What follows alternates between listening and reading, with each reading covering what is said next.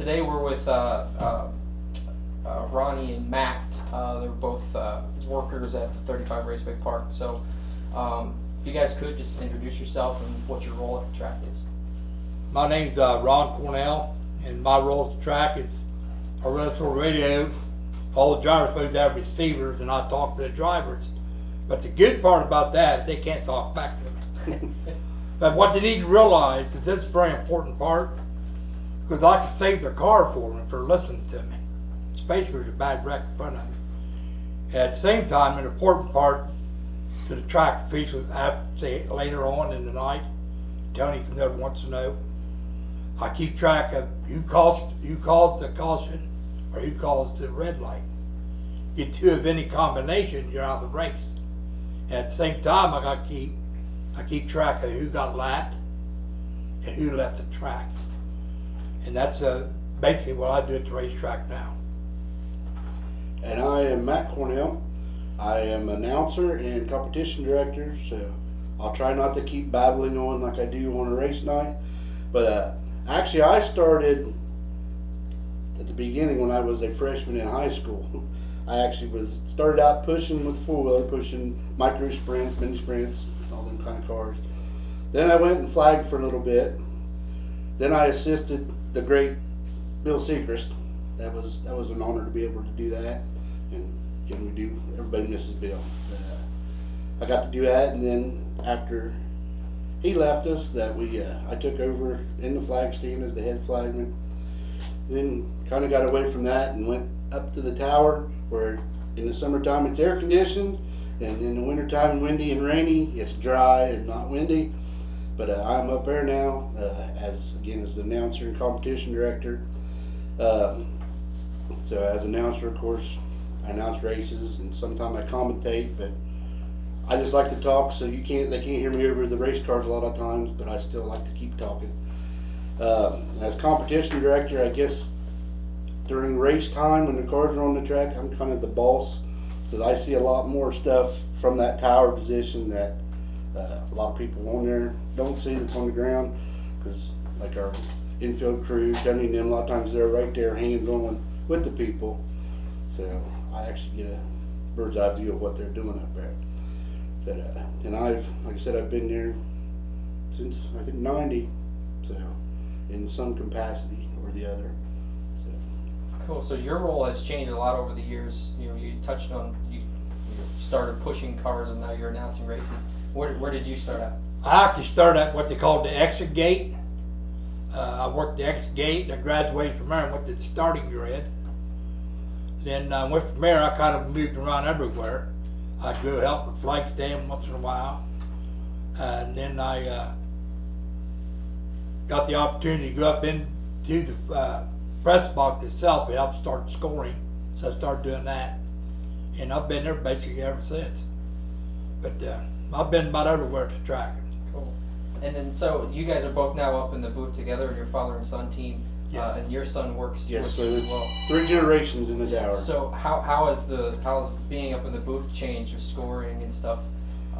Actually, when we first started with scoring, it was all, I mean, there was more people up there. I know Shelby Grimm has been up there, and Gary and a bunch of others have been up there, but they used to have to hand score them, where we would, as the cars would go by, we'd give the number, they'd write down. Now it's all computerized, so Garrett sits over there and takes a nap and then hits a button.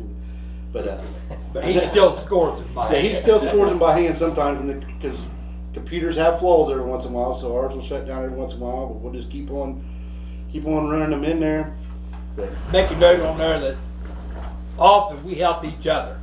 Like if I can remember, wait a minute, that car wasn't there. Matt said, yeah, it was, and Garen said, no, it wasn't. So we do have our differences, but computer and our knowledge all together, or maybe even call one more driver, see what they seen, but we do get straight around. Awesome. And so you guys have been around for a long time. So what are some of your favorite memories of the track? Some things that might stick out to you.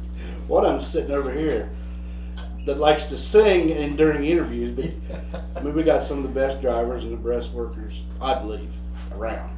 But yeah, I know old Dozier there and Les, they like to sing each other when they get in victory lane. So it's just, and you know, you'll hear a lot of people say, you know, racing's a family affair. You know, we're all family here. Well, here I think that's more true than anywhere, because I mean, you've got us three in the tower, which my dad, myself, so see 3 generations up there. My Uncle Ed is out in the infield. We'll talk to him later. And of course, Tony and them's all like family. So, but it is a neat group. I like it. So, Some of my fondest memory is definitely the 410 sprints. But if you never seen them in a bull ring, you don't know what you're missing.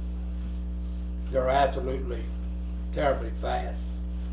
That's one of the biggest memories. And then we had a big sprint race over to the old track.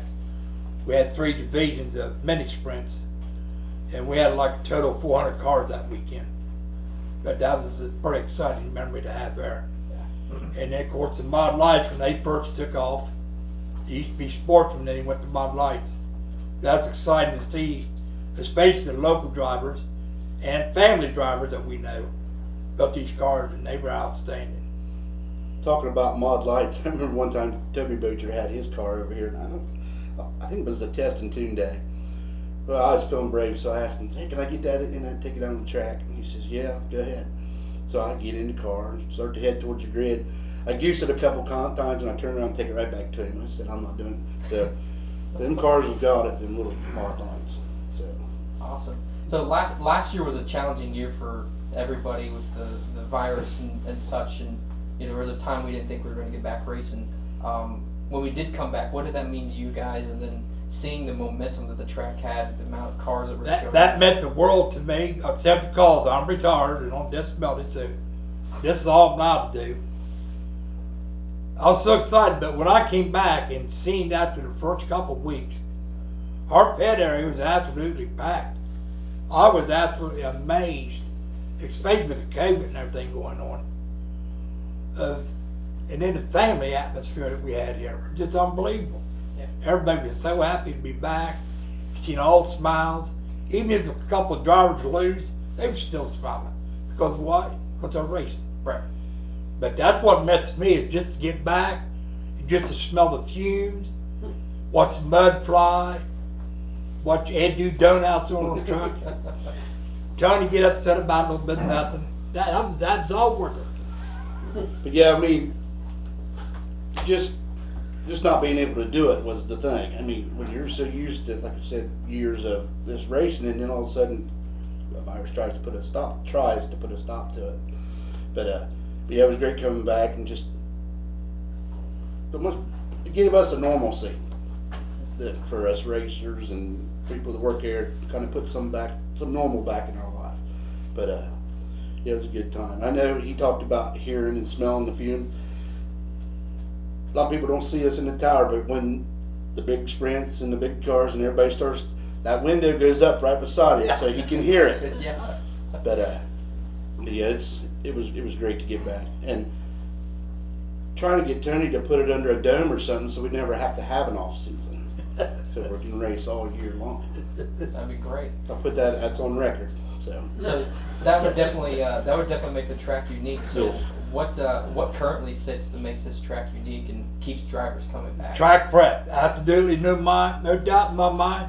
I've heard for too many drivers. I heard for 2 or 3 different drivers last year. They come here and they got the equipment to run a big track and win big money.